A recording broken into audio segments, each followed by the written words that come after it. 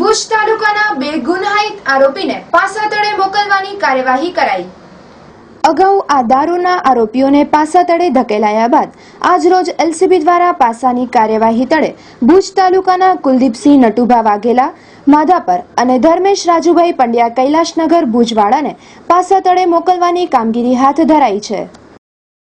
આગામી હકીકત એવી છે કે પોલીસ અધિક્ષક સાહેબ શ્રી મકન ચૌહાણ સાહેબની સૂચનાથી ભુજ શહેર તથા તાલુકા વિસ્તારના બે આરોપીઓ વિરુદ્ધમાં પાસાની દરખાસ્ત તૈયાર કરી જિલ્લા મેજિસ્ટ્રેટ ભુજ સમક્ષ મૂકવામાં આવેલ હતી।